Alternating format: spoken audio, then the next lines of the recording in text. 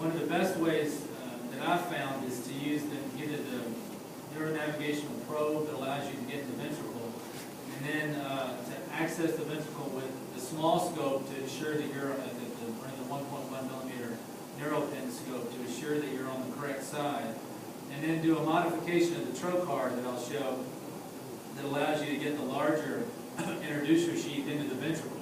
Because again, like what was said before, when your ventricles are smaller, your room to move is a lot less, and so you really have to be spot on with how you enter into the ventricle. So like I said, neuronavigation is crucial. Frameless stereotaxis is very crucial, using a small scope initially with gentle irrigation. We use a modification on the introducer sheath, and this is part of that technical note where actually we'll take the 12.5 French introducer sheath and drill a small hole into the tip of it with a 16 gauge needle, and then essentially cut the end off of it. And then you can use the small endoscope, and you can see here that you can actually put the small endoscope into that introducer sheath and it pokes out the end. And then you can drive down that small track that you've created with your neuronavigation and park your introducer sheath directly into the ventricle. You may say to yourself, well, what's the big deal? Why are you doing all this stuff? Well, when you've seen catheters that are in bad positions to limit what you can do, you know, your ballast is nearby. If you're on the opposite side, then you're not where you ought to be. So it really matters. The other point that matters is, I was telling my group earlier, choroid plexus is your best friend. It's also your biggest enemy. So if you plunk that big old introducer sheath on a blown pass down into your choroid plexus, it's going to bleed, and it's going to make your day a lot longer. So we actually went back and looked and did a retrospective cohort study of 24 patients with the hypothesis that there'd be equivalence in achievement of endoscopic surgical goals in kids with small versus large ventricles. And the primary endpoint was the composite endpoint, either diagnostic tissue or lesion removal. So again, this is in brain tumor management, so that sub-index is either tumor biopsy or tumor resection. And then the secondary endpoint was, you know, composite of any complications. And they had to be less than 18. It was over about 6.5 years, 7 years, and either lesion biopsy or resection. We excluded one. The covariables across groups were, there was no non-significance except for the weight, and the assumption would be that the larger ventricles were younger, and so therefore the weight was less, but the age wasn't significant. So I think probably is one of the Baker-Cesar statistics. But we had 6 kids I included in the study group, and then matched them with 18 in the comparison group, and used this frontal occipital horn ratio of 0.37, which if you look at Abigail Carney and Jim Drake's papers, indicate a normal size ventricle. And then essentially it's just a ratio. It's just another way of looking at it. But there's some data now that it may not be the size of the ventricles as much as it's the amount of brain that you have, and so it takes the amount of brain. Anytime you have a ratio like that, it takes the amount of brain into the head into consideration. And so this is an example on the left of a child that was twirling a flagpole at band, and all of a sudden was found to be down on the ground. And they assumed that she hit herself in the head, but she never woke up, and her eyes dilated, and she started to do something funny with her arms, they said. They took her into a hospital in the Panhandle, and there was a spine surgeon on call who saw the CT scan and said that she's got a blockage in the foramen Monroe and emergently shunned her and saved her life. And he called me, we brought her up, and we had small vents now to work with to get the colloid cyst out. But utilizing the track that was already there and the modification that I talked about with the introducer sheath, you can access those ventricles. And then with gentle insufflation, you can gradually blow those ventricles up, and you can do the work that you need to do. On the right is just a comparison group to show you that the ventricles, what a ventricle is over that particular ratio I was talking about. These are both included in the study group. They're both hypothalamic hamartomas, and both were used with neuronavigation with that technique that I talked about for accessing the ventricles.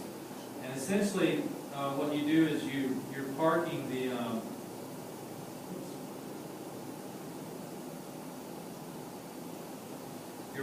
your scope at the foramen, and you're operating through the foramen into into a very small space. And you essentially, with an hamartoma, take what is a convex lesion and you turn it into a concave lesion. And then later on in resection, you can just see the picture. I won't do the video of that. It's now a concave. The person went on to not having more seizures, and now she's 5 years out, and she's had kids, and everything's going good. Life is great. Another example of a 15-year-old that had a suprasellar mass with small ventricles.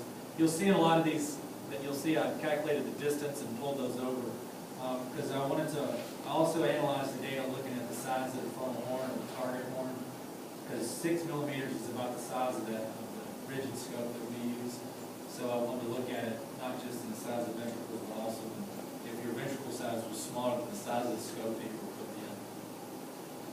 11-year-old male that presented with DI and multicentric disease, and you can see the lesion here that we biopsied through the small ventricle. And then this patient presented with a mild headache and papilledema and had a shunt placed at one of the hospitals in Huntsville, and then were transferred down to Birmingham, where we initially took the shunt, looked at the burr hole and looked at the approach and saw that it was too lateral and it wasn't able to get in the third ventricle to be able to do anything. So in that scenario, took the shunt out, and since we knew that their vents blew up on a previous scan, blew the vents up by just generally insufflating the ventricles, and then used neuronavigation to then re-hit with 2 separate burr holes so that we could then do the ETV and do the tumor biopsy in that patient's home. And then a recurrent medulloblastomas that was a number of years out that had a number of reasons that kind of forced us to biopsy. So the results was that essentially the outcome equal intent, and it was equal in both groups. One of the hypovolemic carcinomas we weren't able to get a gross total resection on, but she's able to be on one med and not have any seizures. We removed 2 patients that were shunted. In the control group, we actually those are the folks that we just had a couple of non-diagnostic samples for, and that wasn't necessarily technique or endoscopic failure as much as it was just the sample that happened to be sent wasn't able to be diagnostic. Later on in one, we were able to get re-biopsy and get over here. And then, of course, some of these patients go on to get an open resection if they happen to have a pineoblastoma or an intermediate grade pineal tumor or a pinealocytoma, depending on what COG group they fall into. So if you look at a sub-analysis of goals and complications, we really couldn't, identify any experience bias, meaning where there are more kind of negative or complications issues early on in my 9 years of practice versus now. The non-diagnostic path was really in 2 of the control group only, and the hemorrhaging complications really didn't occur in the small ventricle group as much as they occurred in the control group, and they were really associated in patients that had malignant tumors. And again, these are just observations. There's no statistical power to this.